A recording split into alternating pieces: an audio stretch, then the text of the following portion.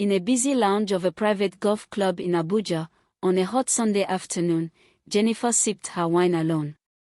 At 45, she had everything: properties, employees, a thriving fashion line, and the reputation of a queen.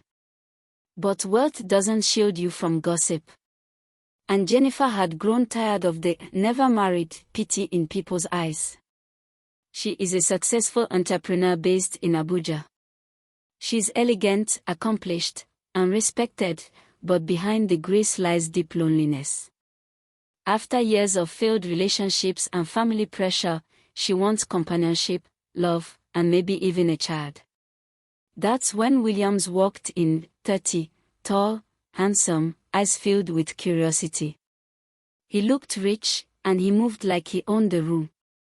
Visible, masculine, and provocative. He approached her casually, complimenting her dress. She smiled for the first time that week. Their age gap hung between them like perfume in Jennifer's thought. She didn't know he had watched her before. Studied her. Waited for this moment. Jennifer and Williams met again at the art gallery. The art gallery smelled like vintage wood and oil paint. Jennifer stood in front of a massive canvas, red, blue, and gold melting into each other like secrets trying to stay hidden. She wasn't there for company. She was there to relax and enjoy herself. Then, she heard a voice beside her. "You stare at paintings the way people read love letters. Carefully, do you love the painting?"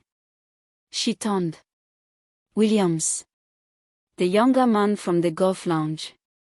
Clean, warm smile. That same calm confidence. She raised a brow, amused. "Yes, it is beautiful," she responded. He smiled. "You are right. Do you enjoy visiting the paint gallery, or is it just an escape? You seem like someone who's been through a lot and just needs an escape. The kind that gives you space to breathe," he said. He leaned in slightly. "Let me take you out, Jennifer. Nothing loud. Just dinner. What do you say?" She was used to being complimented for her power, her success, and she is the one who always takes people out, but this was different. She hesitated. She doesn't do anything impulsive. She doesn't date younger men. And she had given up on relationships. But something about him made her feel like it was okay to try again. "All right," she said. "Surprise me." He smiled like he'd just been handed a rare key. And said, "Wear something breathtaking." The rooftop lounge glowed in amber lighting on Friday night, jazz whispering through the warm Abuja breeze. Jennifer arrived in a long black dress that wrapped around her like silk confidence. Williams was already waiting, no tie, just an open blue shirt and eyes that didn't leave her once. They drank, they ate slowly, and talked even more slowly. He asked about her childhood. Not her business, not her fashion empire, but the little girl behind it all. She told him about Enugu sunsets, her late father's garden, and how life lessons taught her to survive. "You're not hard to understand," he said softly.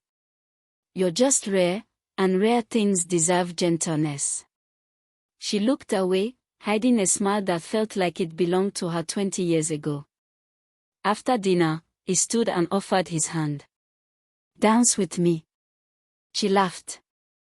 "I haven't danced in years." "Then tonight, we bring it back." Under the stars, they swayed. No rhythm.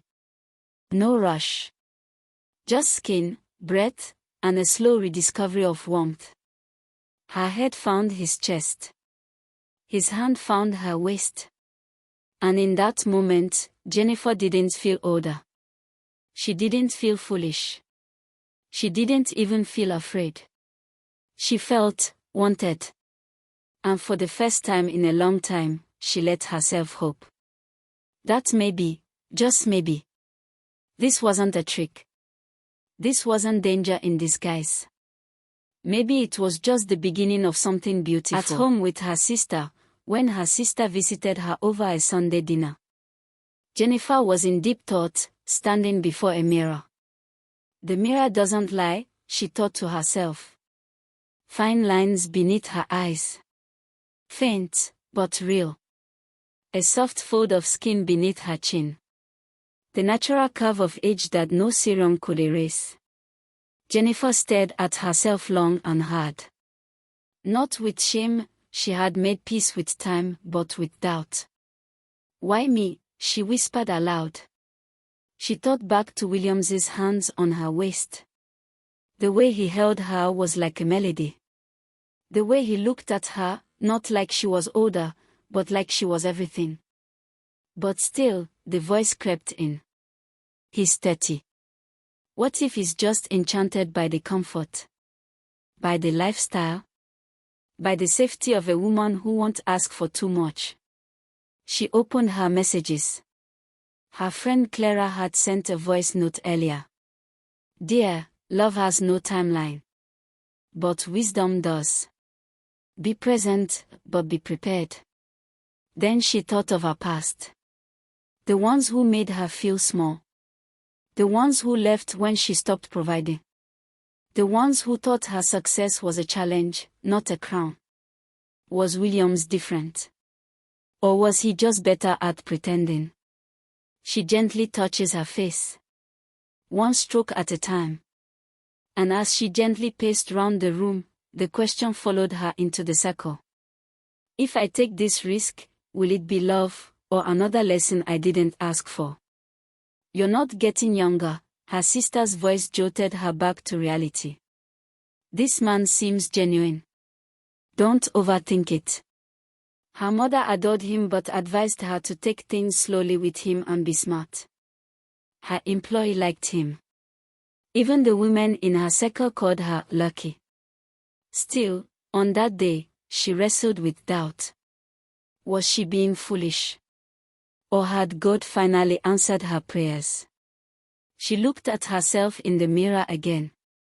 For the first time, she felt beautiful and seen. Little did she know, Williams had memorized her insecurities and turned them into his strategy. Because Williams was not looking for love. He was looking for a target.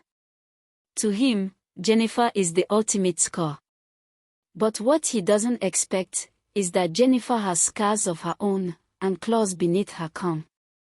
Williams had done this before, 3 times.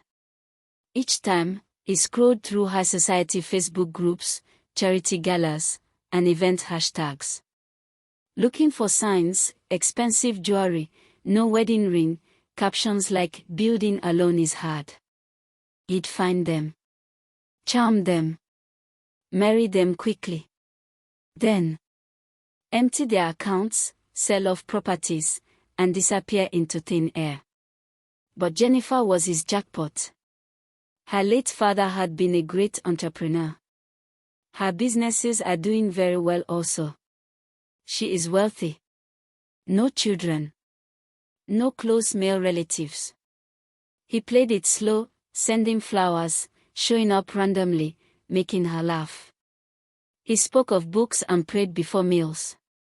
He was what she had been praying for. And that's the danger of long loneliness. It can make anyone feel like the answer. Then he proposed to her. It wasn't extravagant. Just dinner at home, soft jazz, candles, and a small velvet box.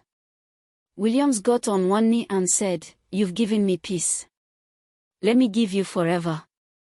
Jennifer wept.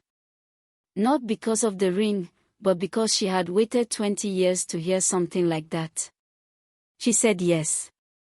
The next week, they signed registry papers. Small gathering. Just family and close friends. Just the way Williams wanted it.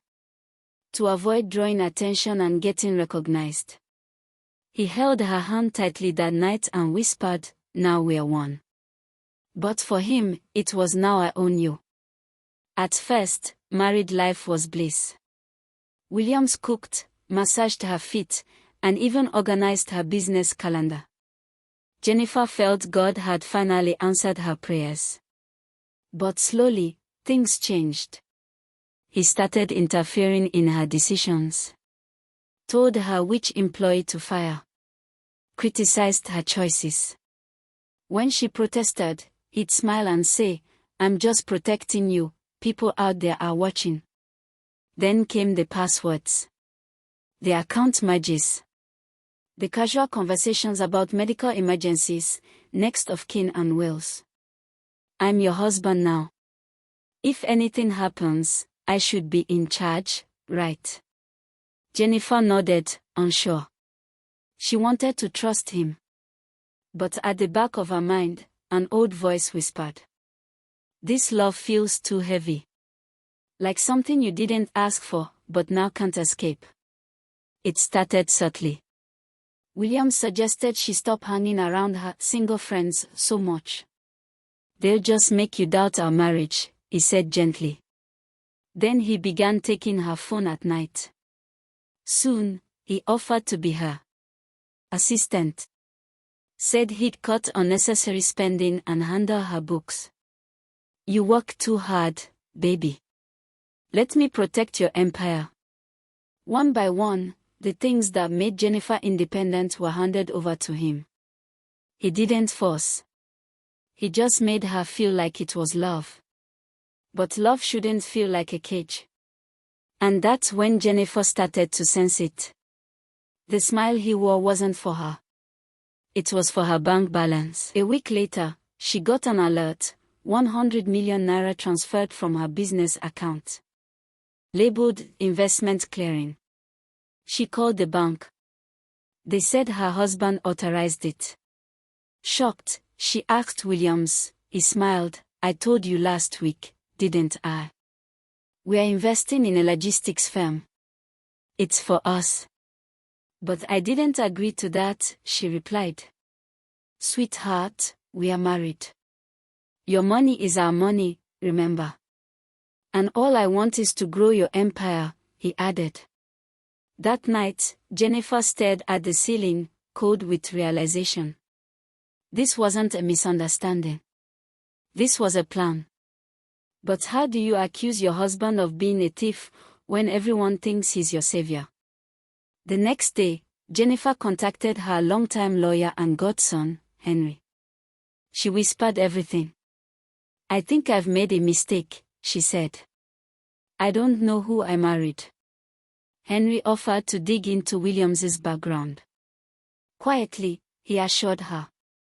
But when Williams came home that evening, he was quiet. Too quiet. Then, mid-dinner, he leaned in and whispered, "Be careful who you call behind my back, dear. I'm not a fool."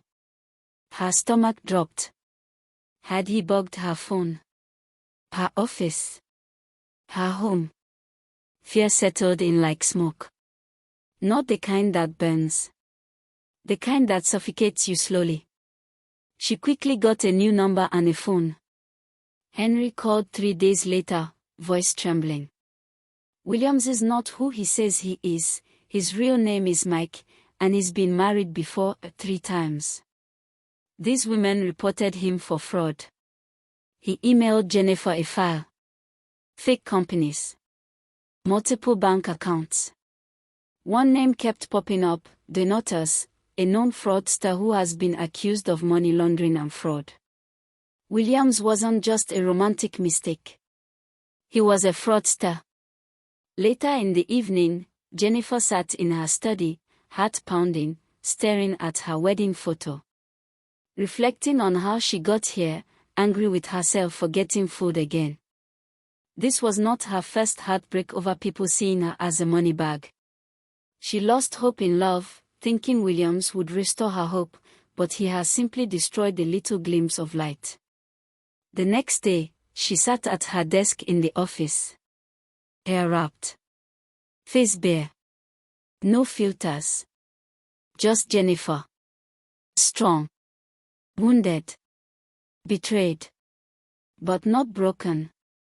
She thought of her late father, who always said, "Men may try to play chess with you. But don't forget, you're the board." She said to herself, Jennifer, you let love blind you, but now you see. That night, she moved her assets quietly. Blocked her secondary accounts.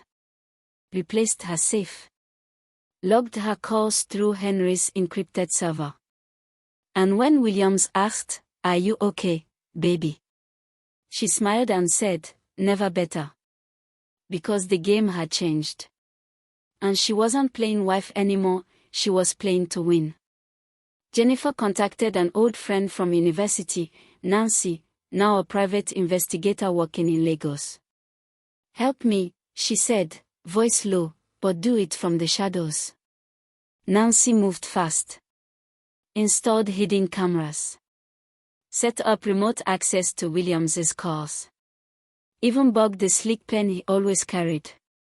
And just like that, the truth began spilling. Williams works for a network. He was sending money to someone named Donatus weekly. He even bragged on one call. "She's soft. I'll have the house deed signed by next month. Then I disappear." Jennifer watched the footage in silence, heart thumping. She had trusted him with her home, her body, her life. Now, she was about to hand him over to justice. One evening, Jennifer returned from work wearing a soft expression. "I've been thinking," she told Williams, handing him a file. "My father's properties in Enugu. I want to transfer them to our name. As a gift. To show I trust you again." Williams's eyes lit up. But he played cool. "Babe, you don't have to." "I want to," she said. "Let's go sign the papers tomorrow." He smiled widely, kissed her cheek. "You're the best thing that's ever happened to me." She smiled too. But behind her calm eyes, she already had policemen waiting with surveillance teams in place. Because the signature he was so eager to get would be the evidence that would nail him. Nancy's team captured via surveillance Williams, pacing the guest room at 2:13 a.m., calling Donatus.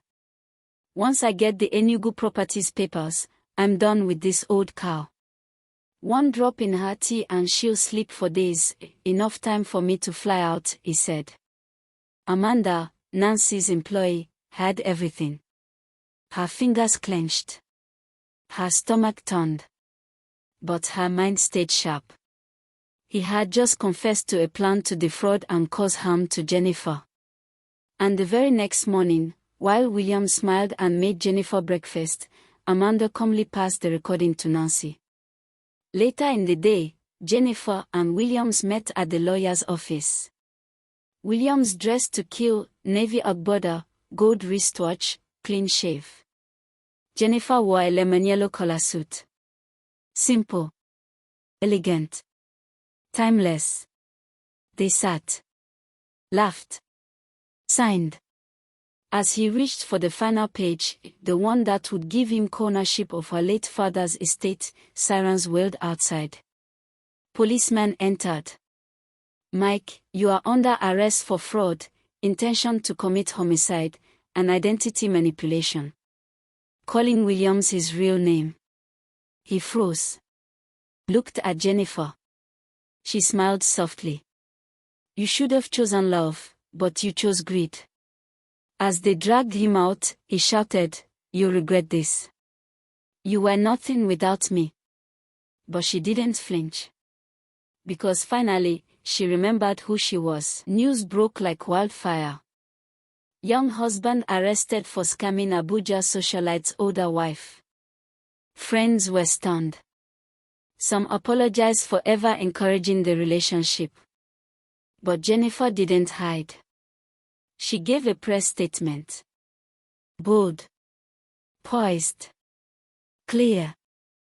Let this be a lesson, not just for women who love, but for men who pray. Not every older woman is desperate. Some of us were just being kind. And now, we've learned. Because while her scars were deep, her voice would go even deeper. Behind every smooth-talking fraudster is a mastermind.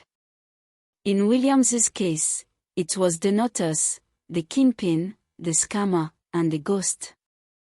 Thanks to Nancy's team and the police's digging, they found him running a fraud network at a hotel in Lagos. Authorities uncovered a syndicate of scams targeting mature ladies through fake marriages. They were arrested. The files on his laptop were chilling: photos of victims, psychological profiles, asset sheets, blackmail recordings. He smirked during the interrogation. Women are easy. All they want is attention. Jennifer watched the footage from home, rage and sadness boiling together. It was never just about her. It was about how society lets women be used, mocked, and then blamed. And she was done with being silent. During the trial, the courtroom was heavy with silence. William stood in handcuffs. No charm. No shine. Just sweat and shame. Jennifer took the witness stand. Her voice didn't tremble. Her story didn't skip. She told it all: how he came into her life, how he wore love like a mask, how he nearly cost her everything.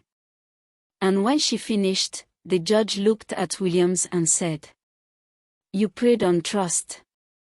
But you forgot something: truth always fights back." He was sentenced to 12 years in prison. No more suits. No more luxury. Just concrete walls and memories of what he could have had if he'd chosen honesty and love.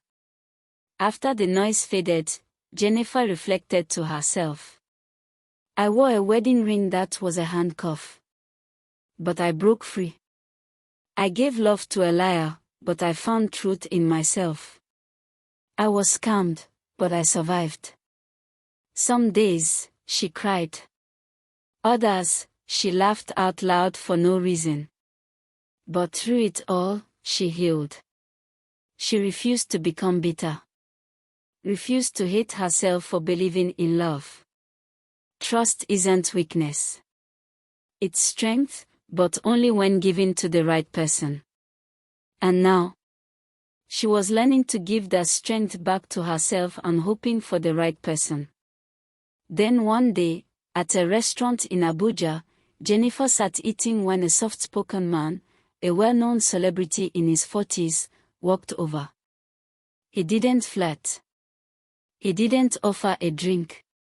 He just said, "You have the most peaceful expression I've seen all day." She smiled. I fought for that peace. They talked for hours about jazz, literature, travel, and pain. They talked about her story. Before leaving, he handed her a note. Not a number. Just 4 words. You're safe with me. She tucked it into her purse and exhaled. Will Jennifer be open to love again? Will she be open to marriage? Time will tell.